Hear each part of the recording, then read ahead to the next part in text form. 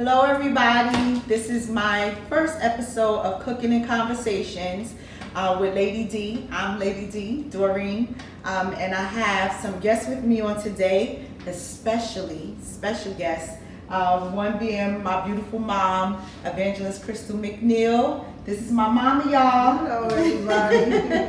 And we're also with our evangelist, Adrian Terry. Hi everyone. So I have two beautiful ladies with me. Today we're going to do a recipe that my mom usually does. So we're going to do a dual recipe. It's going to be her way and my way. We're going to do it her style, which is the frying. We're going to do some smothered pork chops, some brown sugar Brussels sprouts, and a little white rice on the side because we're going to do a nice onion gravy. But we're going to use the slow cooker to finish the smothered pork chops. So we'll start it mommy's way, finish it out my way because my mom is the queen of buying appliances that she does not use. And so we're going to finish it off in the slow cooker. She has a slow cooker at home, but she doesn't use it. Every appliance that she sees, she gets it, she just never uses it. So today we're going to put the slow cooker to use with the smothered pork chops. But while we're doing all that, we're going to have a really important conversation. Some of you may know, some of you may not know, but my sister is diagnosed as a paranoid schizophrenic. And so there have been a lot of cases, and are presently a lot of cases where a lot of families are dealing with people in their families, loved ones, or close friends, relatives that suffer with mental illness. And not even suffer, because some of them are just going through, thankfully, but many are suffering with mental illness and we don't even know it. It's not even something that we have conversations about. Sometimes it could bring a certain shame, that we kind of feel there's that stigma that's there about people who do have mental health issues, and it's just not conversation that we have or that we put into our daily conversations with our friends, our families. Some families don't even talk about it with each other. And so I just wanted to bring it up in conversation because we have a lot of stereotypes or things that we think concerning people with mental illness, concerning their families. Sometimes we see people that are dealing with mental illness, whether we see it out in the street or wherever we see it, and we make this assumption that they are alone, that they don't have anyone, that their families must not care about them if they see them out in the street. They've been abandoned by their families, and that's just not the case. A lot of them are out there struggling because they may not be on the proper medications or whatever might be the case with them, but they have family that loves them. They have people and loved ones that care a lot about them. Sometimes the loved ones don't even know where they are, because of how they, move around. And I just wanted to bring that to the forefront because I could raise both of my hands and say that I have seen people that suffer with mental illness, and I have thought those things myself. They need to, be out of the street. Somebody needs to help them. I wonder why, their family let them. And it's not that is the case. Until I started, seeing it for myself with my sister. It's like, it's in this family too. You know what I mean? And we're dealing with it too. And so now I try to, when I see people like that, my judgment is very different. Very, very different. And I definitely can say that I have been in that place a few times where I've seen them and made a judgment, just based off of what I see, not knowing, until that thing came to our house, and it made me look at things in a totally different light. The people, what I thought maybe about the family, made me look at things totally different when we were dealing with it ourselves. So we're going to get into that conversation, but I'm going to start off with the recipe for you guys. So again, we're going to do some smothered pork chops. We're going to do some brown sugar Brussels sprouts. My family likes to have that white rice on the side. We're going to do that, and we'll get into it now. So the first thing we want to do, I have some center cut pork chops here. I like for mine to be a little thick. Sometimes they have the thin cut or whatever, the thick cut. I like to get the center cut because I like for them to be just a little thick, not really more than an inch when I'm doing smothered pork chops. And I like for the bone to be in. Sometimes I do buy boneless pork chops for different recipes, but for this one, I like it because for those of you who don't know, the bone adds more flavor. The bone adds flavor, so I like for all that flavor to be in there when we're doing the smothered pork chops. So we can start seasoning the chops. I really don't do a whole lot of seasoning on the pork chops because I also put seasoning in the flour. When we dredge the pork chops in the flour, I put the seasoning in the flour as well. So if you want to start seasoning up, we got a little Lawry's that we use. If we have some cooks that been cooking a while, then we know about that Lawry's, honey. That Lawry's on there. So we got a little Lawry's. And that you have some in there. Right. So after she uses it, it's the same seasoning is going to be in the flour that's on the chops. We got a little garlic powder. Yeah, I'm gonna do the other side too. And yeah, we're gonna turn them things over. We got a little onion powder. And I use a little Italian seasoning on mine. I'll either do oregano or a little Italian seasoning. Yep, gonna flip them over and season the other side. Crack a little black pepper in the flour.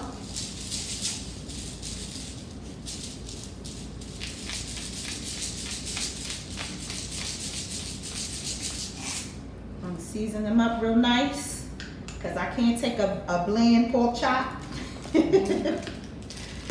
So for those of y'all that dine on a swine, come on here, then this is a good recipe for you. The weather's starting to turn. When we get kind of like into the fall season, I start, making dishes that are maybe a little more hearty than, what I would usually do during the summer months. I go light. When we start getting back into these months, I start cooking things that are a little more hearty. And so this is something that my family enjoys, with the exception of my husband. See, when I make smothered pork chops for the family, I'll put just a few plain fried ones to the side for him.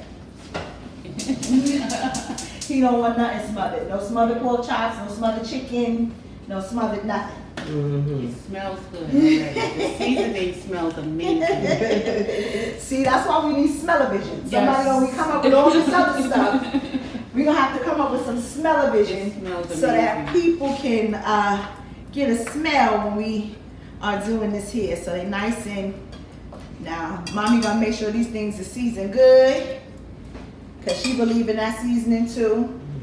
When I was younger, I remember, I think I was like about 10 or 11, right? When you started teaching me how to cook. That was when, when you were pregnant with Mamusa. Actually, my sister that we're talking about now, we call her Mamusa. When you were pregnant with her, you started, bringing me in the kitchen more.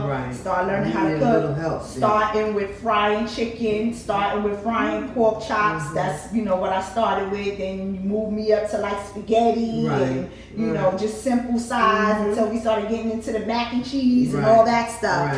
But you made sure that you started teaching me that at a young age. Between you and seeing grandma, do something, because your house was the holiday house, grandma's house was the holiday house. So grandma was Thanksgiving, and then our house was Christmas. And so everybody would pile up in the house, even on regular Sundays. I would remember we would come home to eat alone because my mother was on the low. She didn't let the people in the church know that she knew how to cook because she didn't want to participate. Okay, for everyone that knows me, I can cook good, but you never knew that. I didn't want the church to bring Sister Chris, bring this and bring that. And that's how it is. So even now when I cook certain things, things or when I do settings like this, and they like, girl, will you not like my mother is good? Since when your mother started cooking, my mother been cooking. She just didn't tell y'all. Yes. She just didn't tell y'all. I have to cook. Me too. They're so surprised though when they're here. So y'all the DL. Yes, we are. We are. You know how church Because folks it's are. true. Once you have a Church good folks, dish, right. every event, Right. bring no pork chop, Bring bring no pork macaroni chop. and cheese. Bring that. Yes. Yeah, so she didn't let them know. People be so surprised when I tell them that. But she's a cook. She's a down low cook. But as we get ready to do this, so what we're gonna do is we're going to dredge the pork chops in this flour that we've seasoned up. We're gonna fry them up nice and brown. I don't like light skinned chicken, light skinned pork chops, so we're gonna get a pretty brown color. We don't want them too light skinned. And all right, so now that the chops are nice and seasoned on both sides, again we use a little Lawry's, but you can use the seasoning of your choice because I know Lawry's has a lot of salt. So for some of you guys that can't take, all the salt in the Lawry's, get your own seasoning. They have the Mrs. Dash that we started using for grandma when she couldn't have, the salt like that. Now. But I'm using the Lawry's, some garlic powder, not garlic salt, garlic powder, onion powder, pepper, and a little Italian seasoning. And now that we've done it on both sides, the same seasoning that we use on the pork chops is the same seasoning that we put in the flour that we're gonna dredge it in. I just wanna make sure that it's nice and seasoned. So I'm gonna add a little more, and then we're gonna dredge them, take them to the stove, fry them up, because we getting ready to dine on the swine today. For those of y'all that don't dine on the swine, you can do the same thing with chicken, if you prefer to make smothered chicken. But we dine on the swine over here. We don't discriminate. So we're doing the pork chops. But we're gonna get this nice and seasoned and dredge them up and get them on the stove. We got some grease that's heated already. I can smell that it's heated. So we're gonna dredge them. Just put them in. Make sure they're nice and coated and covered on both sides. And we're gonna get it over to the stove now. All right, so we're gonna show y'all the brown. And then we're going to make, putting the pork chops in. We got them nice and dredged up. They're going over some heated oil. Y'all, I'm telling you, I wish I had smell-o-vision. Now for the seasoning part, we season to taste. But I'll put it down in the description box for you guys. So you see how that oil is bubbling? So we can get the chops nice and brown and pretty. They're nice and dredged up. Going into that pan. And we're gonna let them fry down. Yeah, the time. And brown up a bit.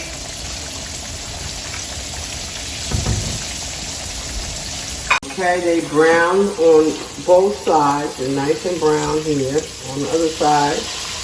Because they're going to go into the slow cooker, so we don't want to overcook them. Right? So we're getting ready to take them out. And let the grease soak off of them.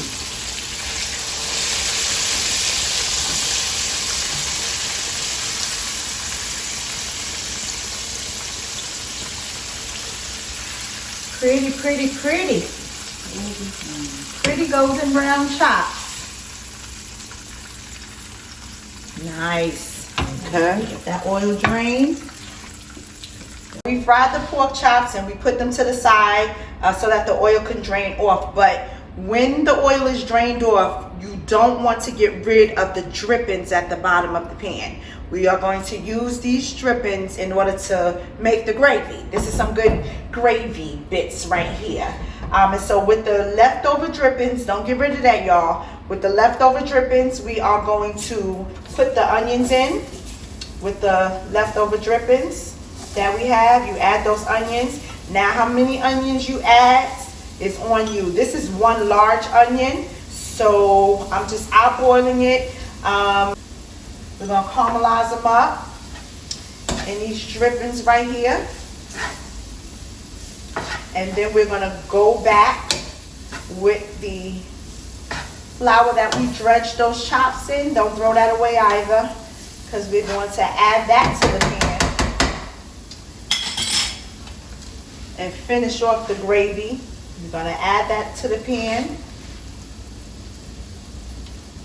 And I'll put in the description box the amount of flour, which depends on the amount of onions. But I like it until they are a little transparent. When you see that they cook down. So you got your chicken stock. We have it on a low flame right now because we don't want it burning up. And then we're going to add the stock to the pan. Now I'm going in, I would say, with about a cup because we have about 6 chops. And I like a lot of gravy. Smothered pork chops to me is lots of gravy. And so we're going to get this onion and seasoned flour and pork chop bits along with this chicken stock. And I then like to use my whisk because I don't want mine to be clumpy. Now, this is probably about a cup and a half of stock. And I add milk to mine. So this is 2 cups of milk. This is probably going to be about a cup of milk. Now watch this, y'all.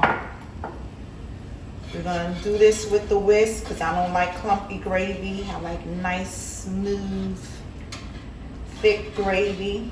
And that milk will thicken it up a little. I don't like my gravy loose.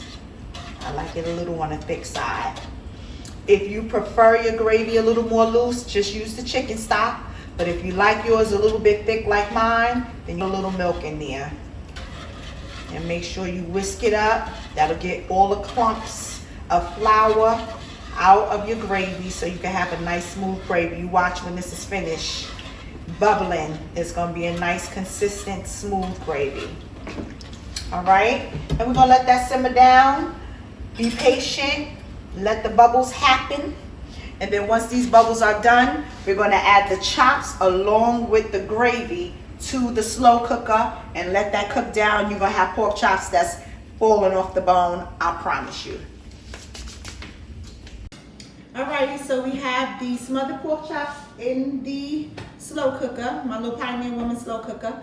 That'll be on for a while, so as we're waiting on the pork chops, we're gonna get these Brussels sprouts started. These brown sugar Brussels sprouts, I'm telling you, those of you all who say that you don't eat Brussels sprouts, try it one time this way and let me know if you change your mind, all right? And so as we're getting ready to work on these Brussels sprouts, I have my cast iron. As a matter of fact, this is a Pioneer Woman cast iron pot.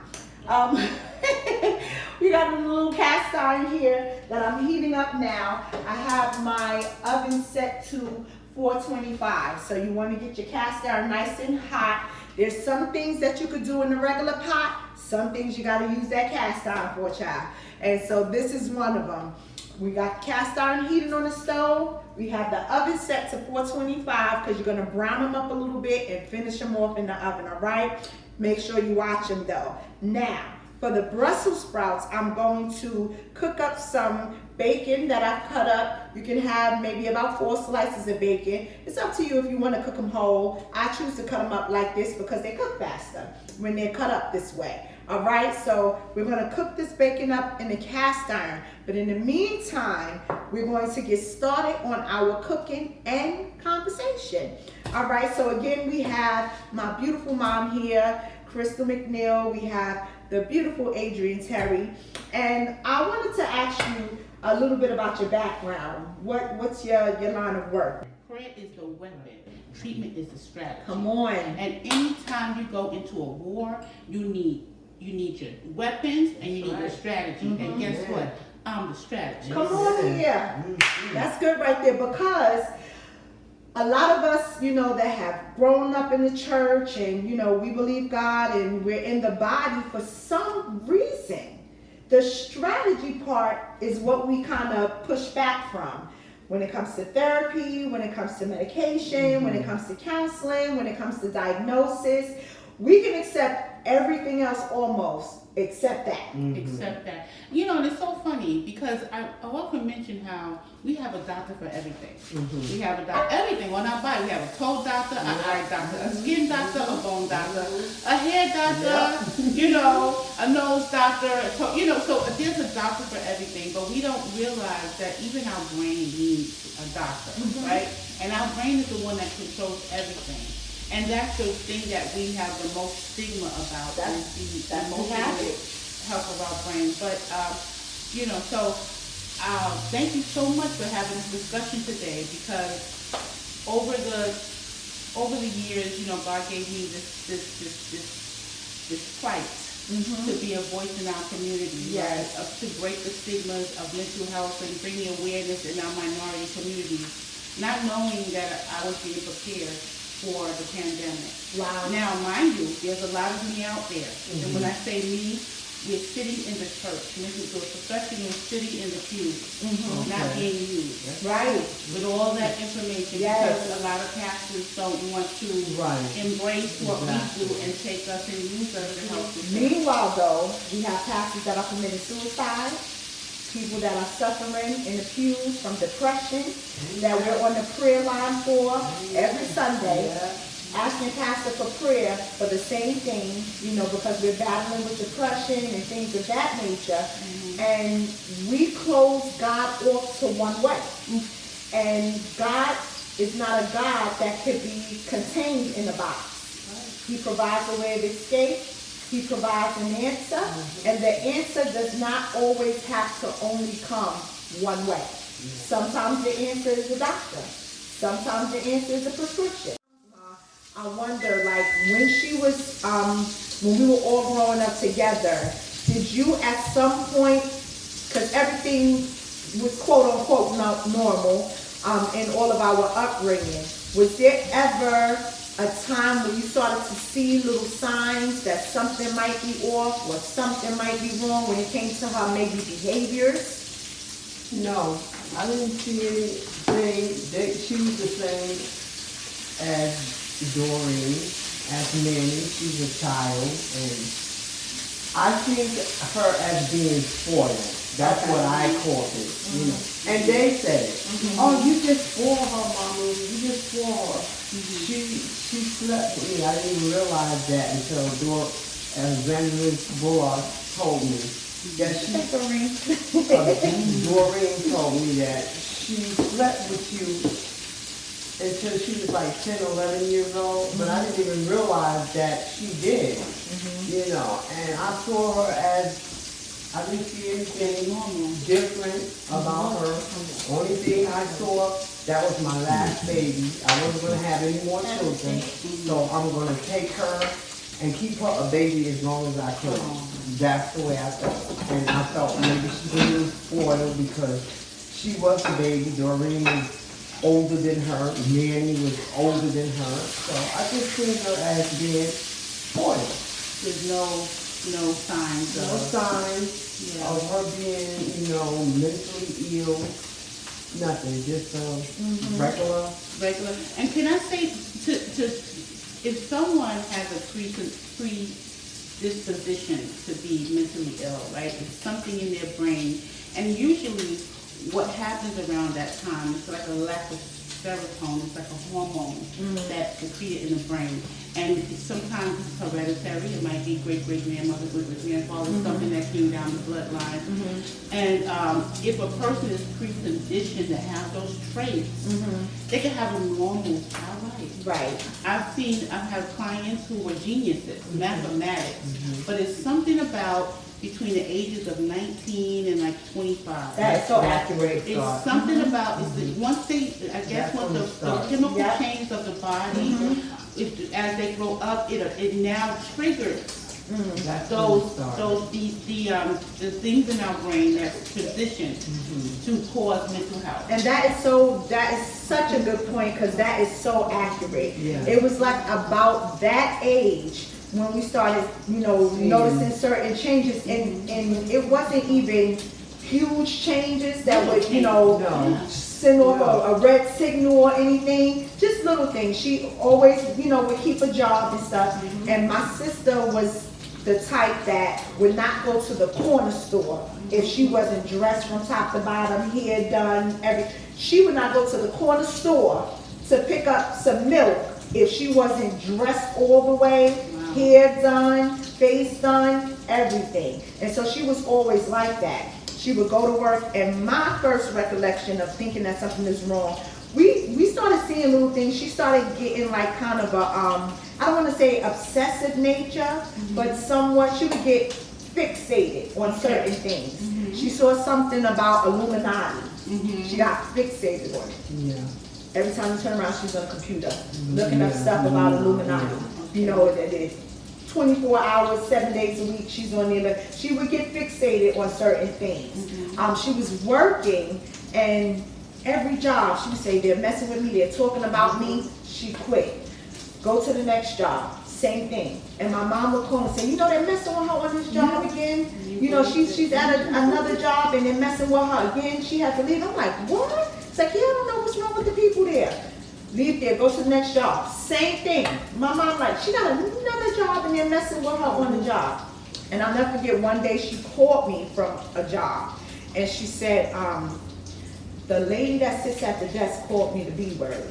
And I said, she did? She said, yeah. She said I was stupid. I said, what? Were there other people around? She said, yeah. I said, well, you need to go speak to your supervisor right now. Let the people that were around bear witness to what she said. She said, oh, they didn't hear her.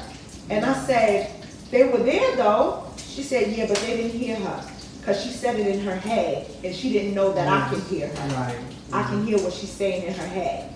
And then it kind of clicked with me that something is definitely wrong. So I said, because she's saying she wants to leave, she gets real hot tempered. I said, don't hit anybody, just get your pocketbook, stay on the phone with me, and go. And then I called my mom after and told her what she said. Said, Mom, she said she could hear the lady talking in her head, but everybody else couldn't. And that kind of gave us the sign that something. But see, the first sign, what I thought, because she had a baby. She had a baby at 18 years old, she got pregnant. So I'm saying maybe she's going through that. And that could have triggered it too. Yeah, and I that think could have did triggered trigger the pre-composition to be mentally ill. That could have triggered that. That's what I think too. Because and I really didn't notice until she started telling me. I live on the 8th floor, and she started telling me the people downstairs that was in the courtyard was looking in the window. okay. And I was like, wait a minute. So she was exhibiting paranoia. She was hearing voices at this point. So now the family is like, okay, what's going on? Right. And this is why it's so important for families and a lot of our minority, Black American, Latino, Chinese, all minority families really need to understand and have an awareness of mental illness. So when you see these signs, right, you can say, okay, she's exhibiting something that's similar to this. Let me now see what I can do to get my family member help. Early on. Just for these Brussels sprouts, y'all, we done fried up the bacon. They're to the side. We're gonna add these pretty Brussels sprouts to the pan, and we're gonna let them cook down with a 1/4 of a cup of brown sugar and about 2 teaspoons, if you can handle the heat, of red pepper flakes. I like it a little less spicy, but for those of you that can handle the heat, 2 tablespoons of red pepper flakes, 1/4 cup of brown sugar. We're gonna add a little salt and pepper to the mix, put everything in the pan, and I'll show you what happens. So we have our Brussels sprouts, nice and roasted. I gotta show you how pretty these Brussels sprouts are, y'all. Be careful. They've been in the oven for about 20 minutes. They're nice and roasted up. See how pretty and brown those Brussels sprouts are? I'm gonna take them, hit them with a little bit of that bacon. See, we don't throw stuff away up in here. We keep it, we use everything. Put some of that bacon on there. Yes, sir. And you got your brown sugar. Brussels sprouts. Roasted, browned, and pretty.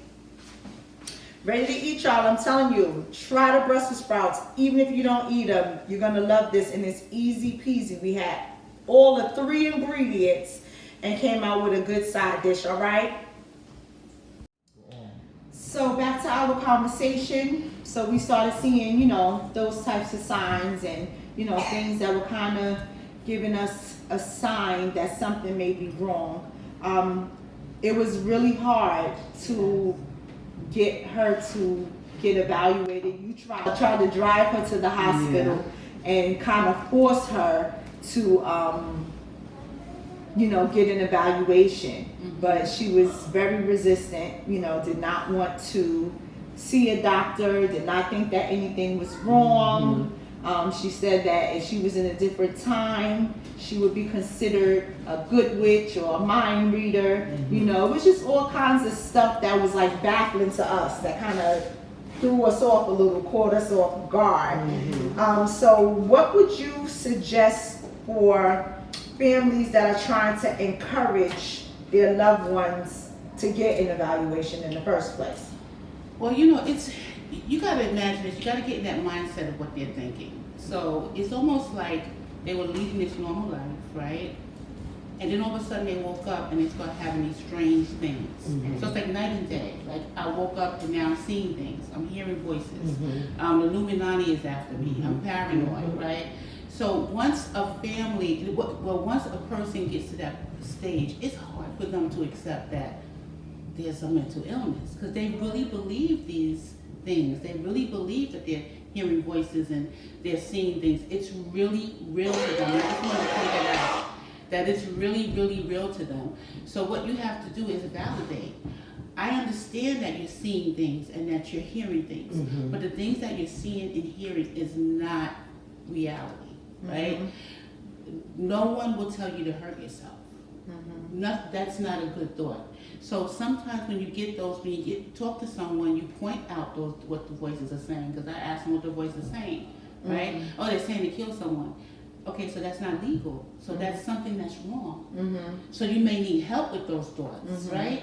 And if you need help with those thoughts, let me take you someplace to get help, so they can help stop those thoughts. So or kind of like explain the rationalizing, yes, you know, with them to kind of push them to make the decision. That's right. That it's you okay pointed to get an out evaluation. exactly, and it's okay. And they say, and especially in these times with COVID, it's okay not to be okay. Right? It's okay, and just understand that you know you need to let them understand that I see what's going on. I want to help you, and by helping you, I just want you to go to someone so we can get answers or questions answered.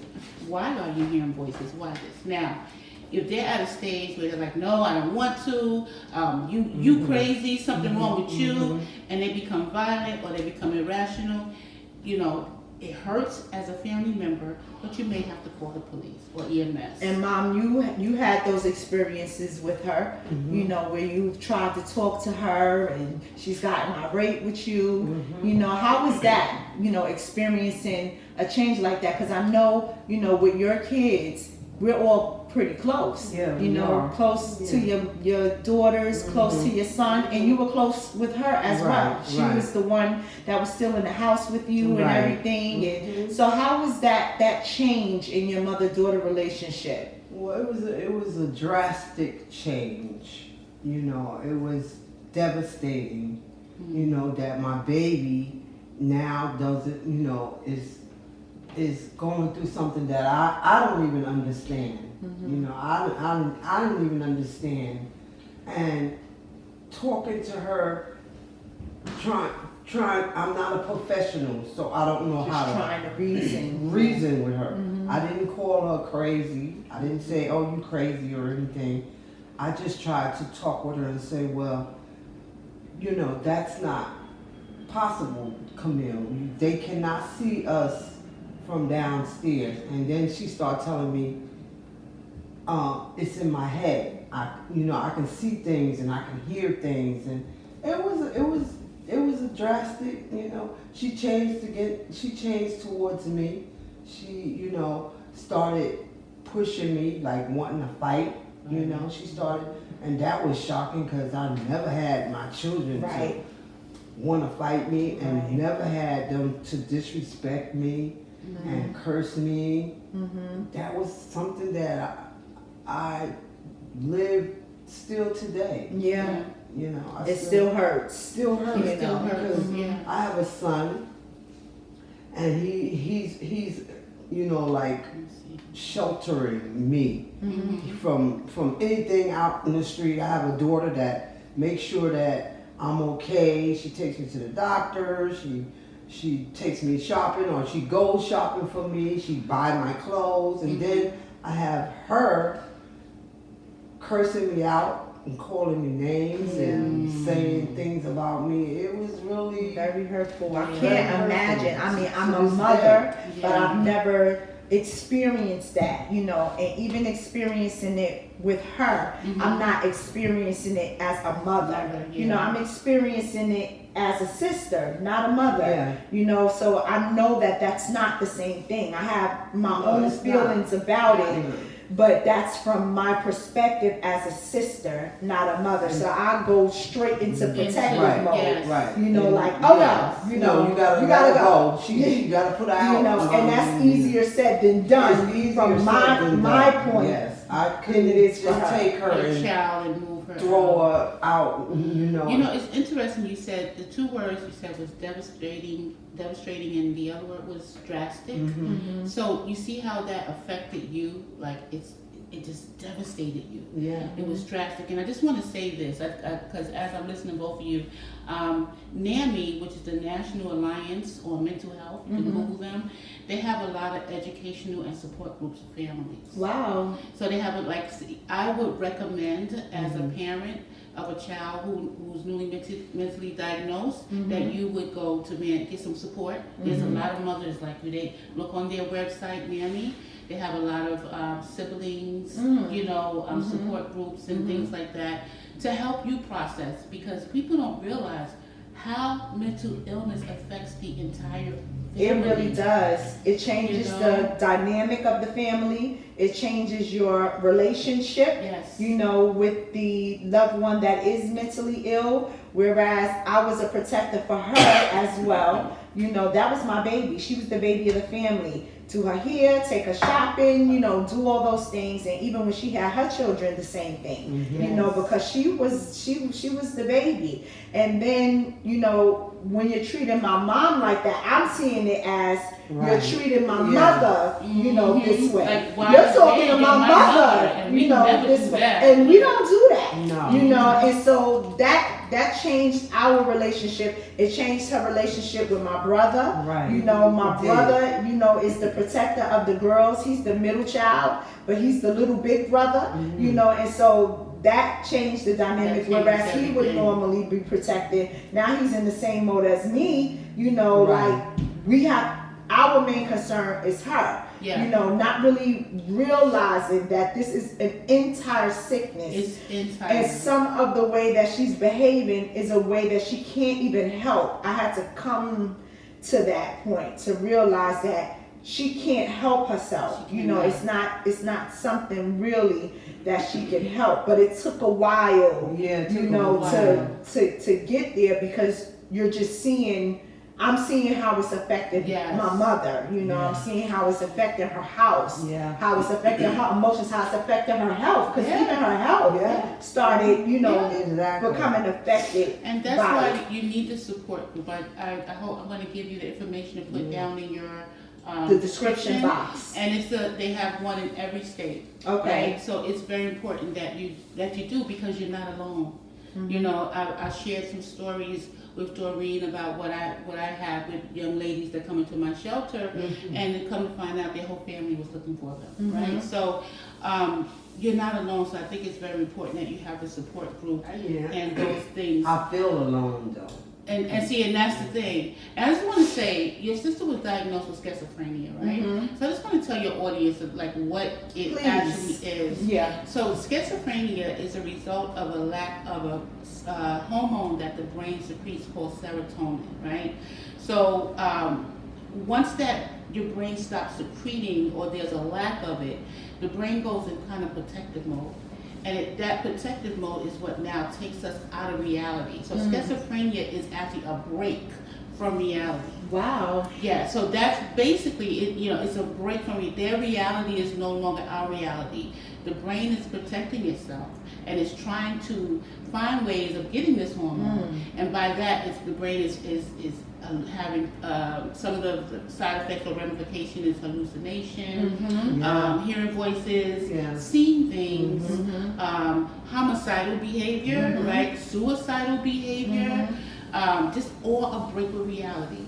And we have to understand that the medication that we have for this actually treats it by helping the brain to start secreting more of the serotonin. Okay. However, unfortunately, there's so many side effects with the medication that a lot of people are not compliant to it because of the side effects. And that's you know, we're after she finally agreed to go to the doctor, you know, with my mom's prompting and pushing, and finally, you know, she caved in. Having to take her. Right. Diagnosed her, having to take her to every single appointment to Sit make sure there that she with her, shows up. Having to watch her take her medication at first, because first they prescribed her the pills.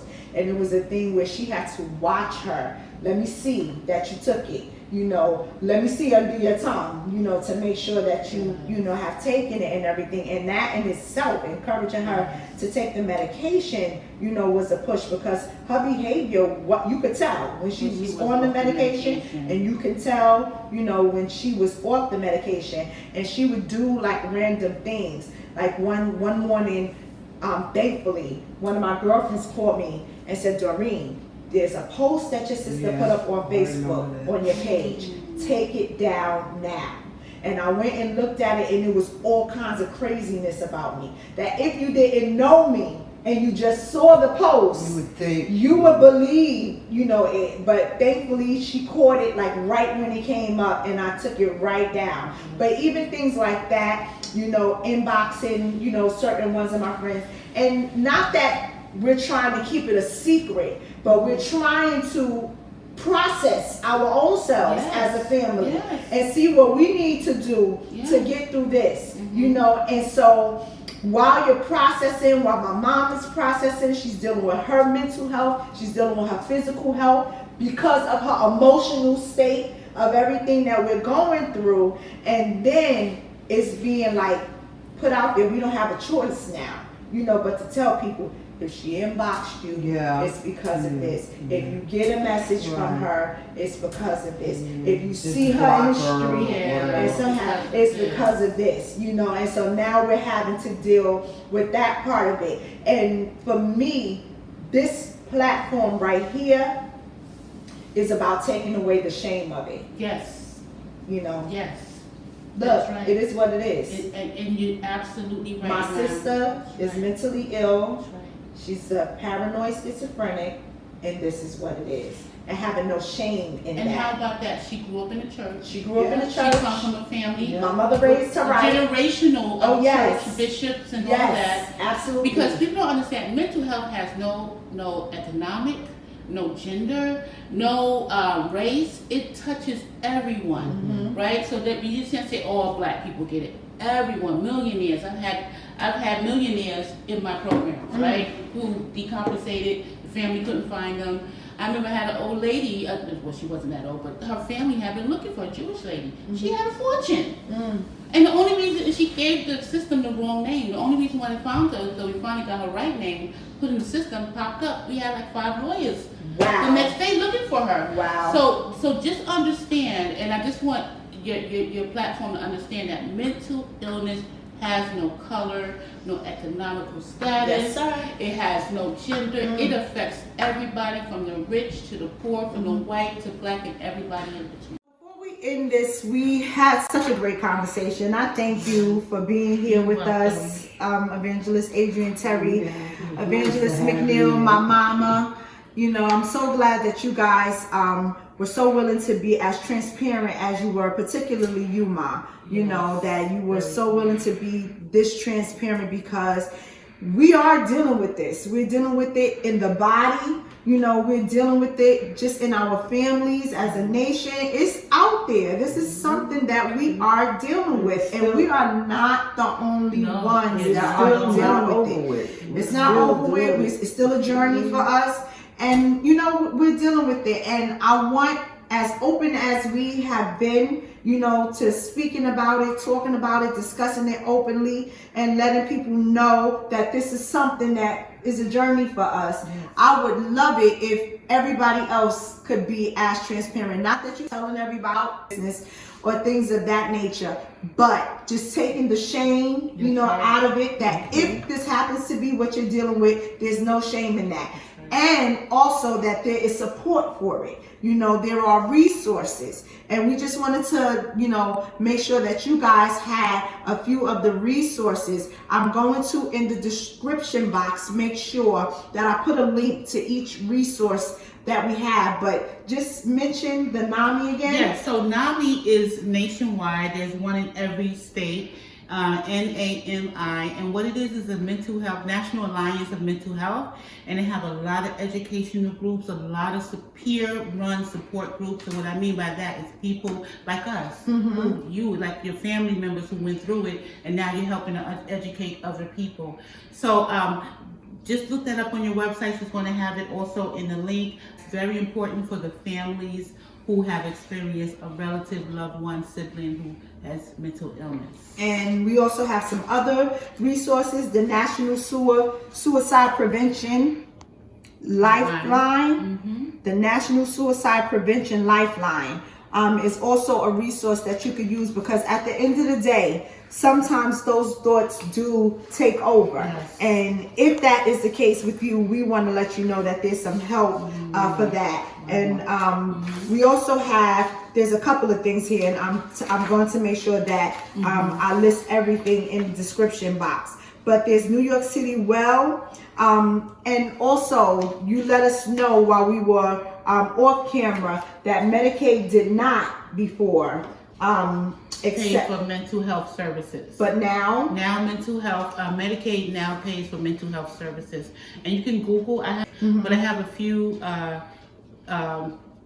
clinics and hospitals and all that where people can go and get mental health services with their Medicaid cards. So if you happen to have Medicaid, if you have, you know, medical insurance that would pay for it, then that's fine. But if you don't think that that's not a reason for you to go and seek help and see someone, because there is a resource for that as well. You can have Medicaid and still get the help that you need. So don't let that be a blockage or a hindrance to you going out and seeking help. I thank you ladies today, but before we go, we're gonna plate these things up, honey. We can't forget that we had some pork chops and some brown sugar Brussels sprouts. I'm gonna make a pot of white rice for my family. But in the meantime, I just want y'all to get an idea, honey, of how this meal has come together. We're gonna plate it up. We're gonna come back.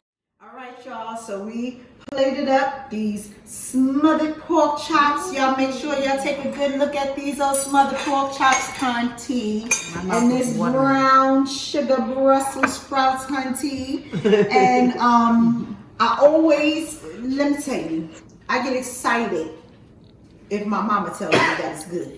Because she's the known cook, honey, and if she says it's all right, then it's all right, especially when it's stuff that she doesn't generally eat. But we did them her way and my way, and so we're going to see how these smothered pork chops have panned out, honey. We want you to take a taste of them. Yeah, they're nice and tender. Tender to the touch. Here we go. Yeah. Let's get a taste of it. That gravy is looking good. Those onions is looking good.